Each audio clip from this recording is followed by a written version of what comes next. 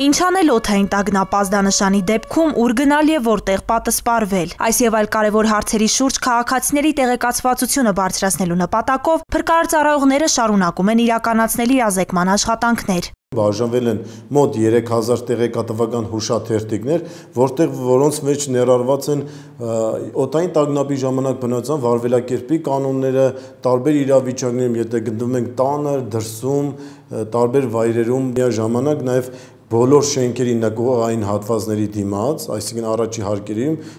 փակցված է օդային տագնապի հուշաթերթիկները։ Պետք է հիշել, որ օդային տագնապ ազդանշանը տրվում է օդային հարձակման դեպքում եւ անհրաժեշտ է պատը սպառվել պաշտպանական կառույցներում։ Ազգաբնակության համար պաշտպանական պատսպարման վայր ծառայում են պարզագույն թաքստոցները,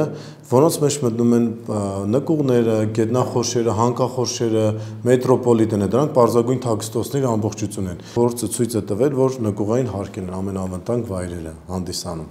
Նկուղների պատշաճ վիճակի ապահովման ուղղությամբ փրկարարծառայությունը համագործակցում է տեղական ինքնակառավարման մարմինների հետ։ Մաքրման աշխատանքների վերաբերյալ տեղեկատվությունն ամենամսյա կտրվածքով հավաքագրվում, վերլուծվում եւ ամփոփվում է։ Այդ գործընթացի նպատակը համայնքներում պատրաստվածության ընդհանուր մակարդակի գնահատումն է։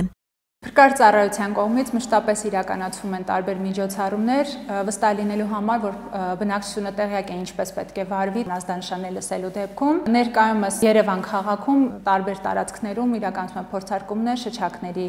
որպեսզի հասկանանք բնակչությունը ինչպես է արձագանքում շչակների միանալու դեպքում։ Որպեսզի շչակի ձայնը խուճապ չառաջացնի, փրկարարծառայությունը նախապես իրազեկում է բնակչությանը օգտագործելով պաշտոնական հարթակները։ Իրական վտանգի դեպքում փրկարարծառայությունն ազդարարում է կապի եւ ազդարարման բոլոր միջոցներով՝ շչակներով ու բարձրախոսներով, հեռուստատեսությամբ, ռադիոյով, համացանցով ու հեռախոսակապով, այդ թվում բջջային կապի կարճ հաղորդագրություններով։